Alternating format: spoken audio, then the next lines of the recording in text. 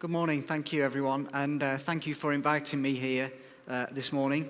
I'm just going to spend the next couple of minutes talking about my story and my route through education. But before I do that, I want to just say, what does perfect mean? So what is perfect? And actually, there's a couple of definitions there. One is that strikes me is, things that are as good as they can be, things without defects, and things that, as good as it can actually possibly be, is in terms of being perfect. And I want to just share some of my story so far with you because I think it really impacts and resonates with why I do the work that I do. So I'm going to start with this picture here, which actually is me a month old, and this is in May 1980, when I was born. Yes, some of you will think that's really old, but that's okay.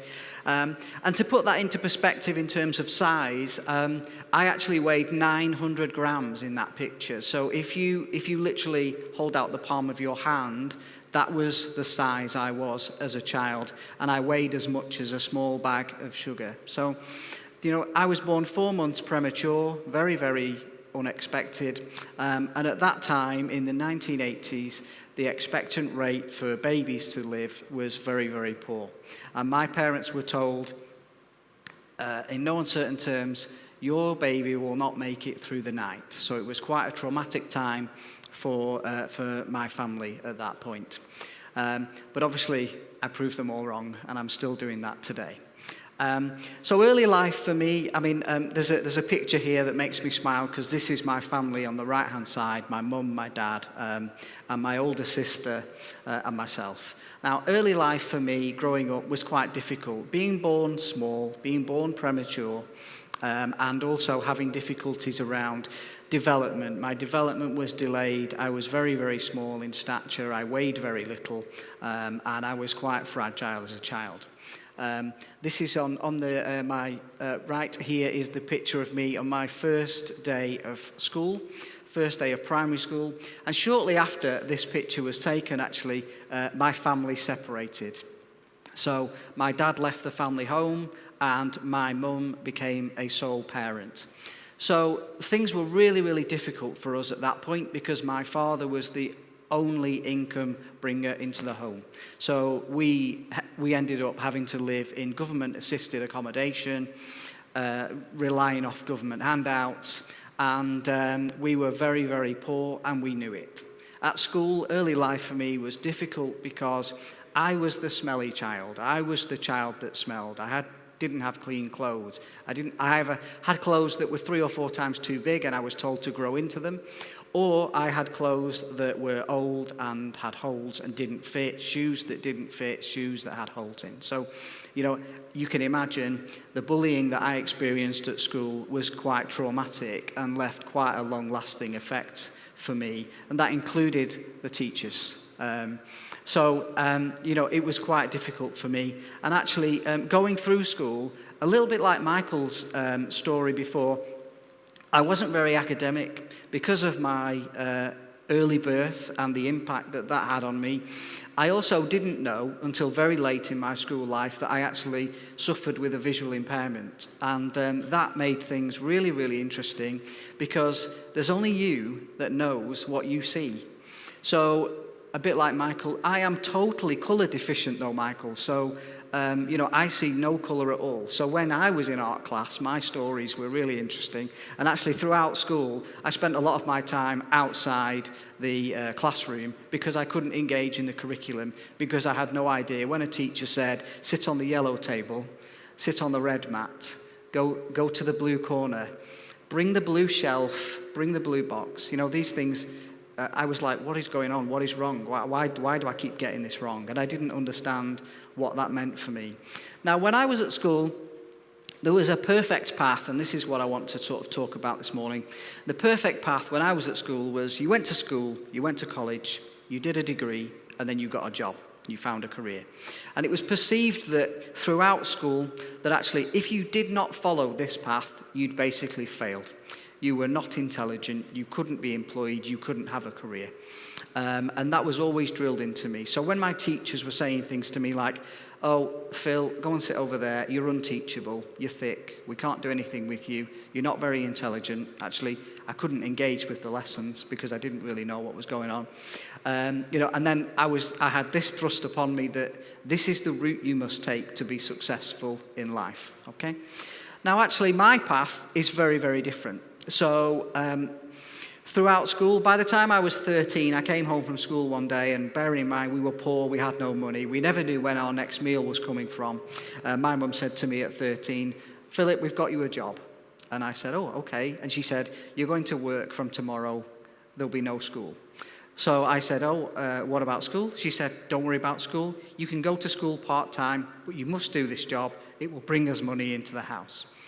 So that was kind of unheard of, really. But actually, when you're 13 years old and your parents say, this is what you must do, and it helps us and it helps out the family, then actually, I did as I was told. I left school at 16 with no qualifications at all. In the year of doing GCSE exams at school, you sit your exams at 16, you pass your exams, you go to college. I left with no qualifications whatsoever because actually I was barely in school, but also because of my place and my environment at the time, I was not in a position to do any exams. So at that point as well, at 16, when I was 16, my mum said to me, you're a man now, go and make your way in the world.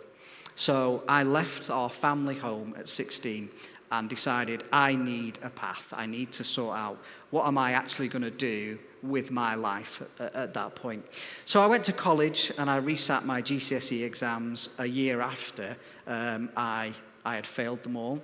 And then I thought, well, what do? I need somewhere to live, I need somewhere to go, I need a job, I need a career. Now, I knew that my granddad and my dad had served in the armed forces, so I decided that's for me.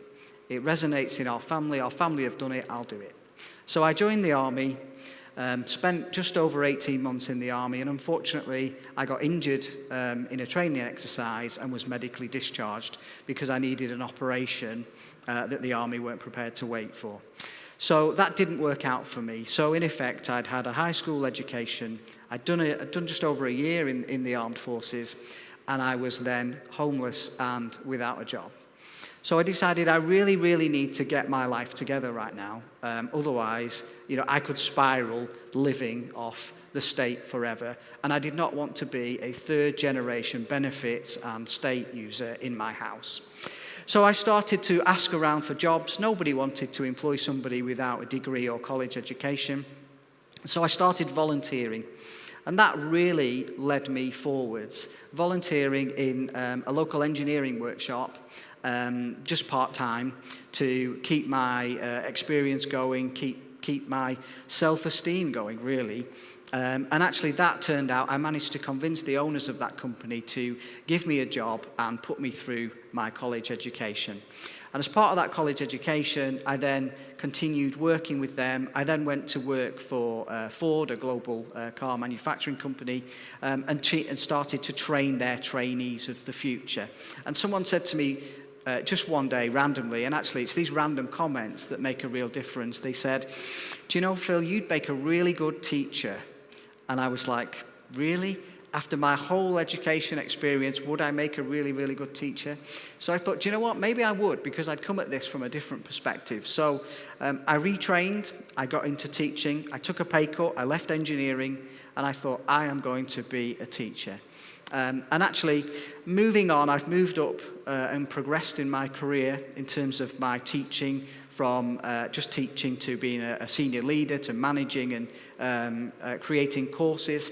And actually, my focus throughout all of those things has always been, if this was me in this position, what do I need? And that's led to my kind of personal mission about giving students the right opportunities at the right time for them to be successful. Because actually, for my school life, it wasn't the right time. I wasn't given the right opportunities, so I needed to do it when I was ready. And this has kind of led me on to where I am now with working with children with special needs, because as part of my training, I did special needs training and then worked with children who dropped out and fell through the education system in the UK as a result of them having special educational needs. And now I've found myself in GEMS, working with them corporately to help all of our schools across the UAE with how we react and respond to working with children with special educational needs. And I just want to leave this with you in terms of achievements. So this is me actually graduating with postgraduate qualifications. So I went through the whole of school and I was told I would never get any qualifications, I'd never amount to anything. I've now got 2 degrees and I've studied at master's level twice.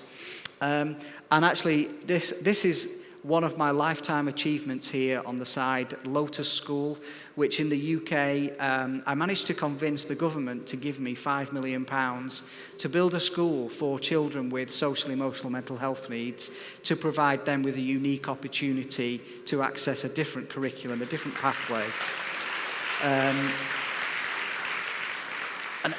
And actually, that's a legacy that I leave in my hometown, because when I was at school, that never existed. And actually, I wonder what benefit would that have given me when I was in the education system there. So bringing it back to what does perfect mean? For me, perfect, and we've heard it here from the speakers this morning, it's about perspective and it's about perception. If you think you are perfect, then you are perfect. If you think things are perfect, then they are perfect. Okay? Education is important, and for me, you know, life is a whole education. Life teaches me new things every single day. And actually, something that resonated with me all the way through is actually getting opportunities is linked to education, and there's no standard path. Just because your friends or your family are following a particular path does not necessarily mean that's the perfect path for you. And I think I'll leave you with a couple of things. Make the most of opportunities, or even better, create your own. And that's what I've found throughout my life. If the opportunity isn't there, I've made it. I've made that opportunity. I've created that opportunity. And I'll just leave you with this. Society demands perfection, but we're society. So why don't we personally decide what perfection looks like? And just very, very finally, you know, it's a self-fulfilling prophecy. If you believe things will be positive and you want things to be positive, then they will be, okay? And also, I really, really love this. Choose a job you love and you will never work a day in your life. And that is totally true. The thing I love doing, nothing better, is helping children be successful and moving on to the career that they want and making a real difference every day in our schools. I absolutely love that job, and every day I get up with a smile on my face knowing I'm coming to work to make a difference in our schools and supporting our school leaders make a difference for the students that we've got. Okay? And I suppose, what do you want your journey to look like? And I'll leave you with this quote here by Greg Reed. You know, a dream written down with a date becomes a goal broken down becomes a plan backed by action makes your dreams come true. So for me, I'm gonna say to you, what's your plan? What does your dream look like? And why don't you write it down? Why don't you write down your goals and see where that takes you? Thank you.